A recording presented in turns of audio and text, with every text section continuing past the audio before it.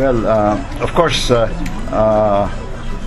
there's the primordial fact na meron pala siyang mga dollar accounts, which he had never mentioned in any fora, including here.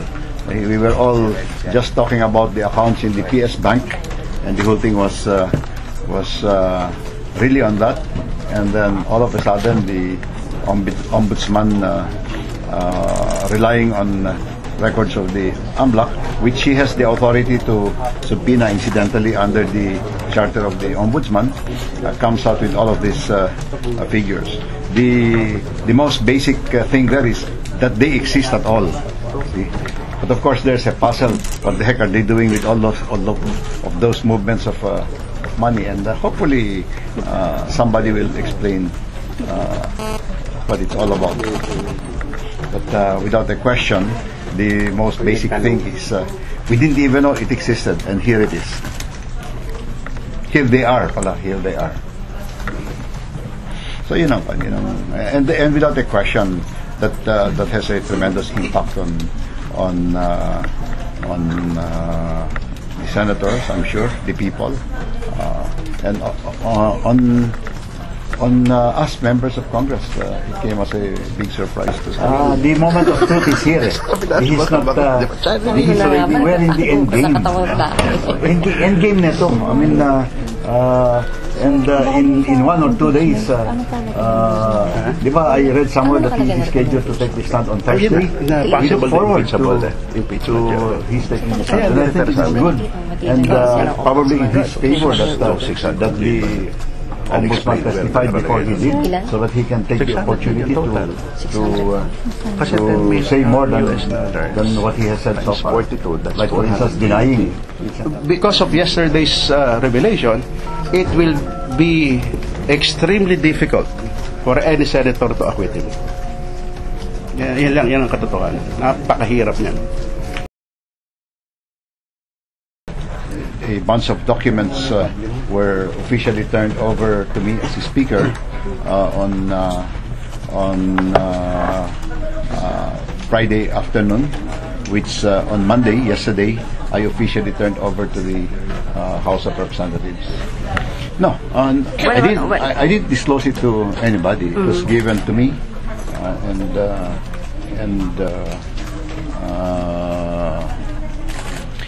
and I read it.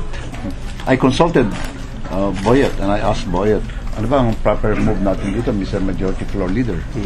Sabi niya, just hold on to it muna. So that's what we did. But at any rate, it's now inside in the Congress. So it was a sealed envelope, brown envelope, na merong tape na nakalagay Office of the Ombudsman. So binuksan niya, siya nagbukas, pero sabi niya, I'm giving you the privilege of reading it first. So binasa ko. Turned out to be a report of the committee tasked by the Ombudsman na to investigate yung nabanggit doon yung kaso na kila Risa Hontiveros, kila Walden Bello, and what are the things that they did in order to come out with the resolution, mga documents and from various agencies na hinihingi nila to it was in a form of parang tungkol do sa kaso, and of course parang naging lifestyle check na rin, ano. So yung mga the first portion of it was ang gusto nila, ano yung mga dokumento na pagbabasihan nila, kaya may mga register of deeds, yung mga title, kumuha sila, motor vehicles, I presume LTO, records from the Senate, and then may mga remarks kung na-comply ba ito. Of course, AMLA records, nakalagay sa AMLA records. And then from there, nagkaroon sila ng dissertation, and kung ano ang naging resulta ng kanila investigation. And part of the investigation, ang resulta ng kanila investigation is to tinatali rin nila ano yung mga things that are already submitted in evidence dito sa Senate, yung mga biladyo, etc. And then of course the account, which presumably nanggaling yung report sa AMLA, no, because doon sa report may nakalagay doon annex.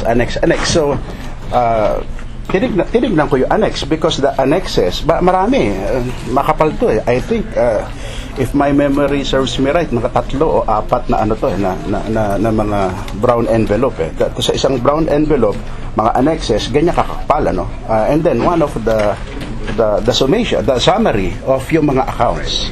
And then merong tali ang ano doon, doon sa report na kung pagsusumahin total mo yung kanyang dollar account, ang dami kasi BPI, Allied, PS Bank, about, according to the report, may $10 million.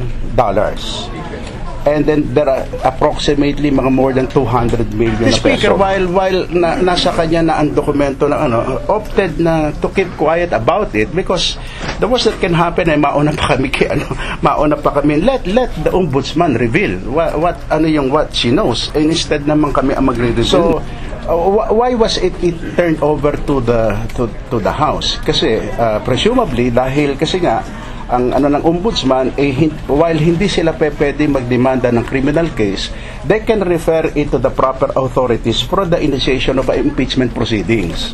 Then and it is obviously the House na nagsisimula ang impeachment. I think kung nagagamit niyan, it's the fault of the defense because sila ang nagpatawag nito.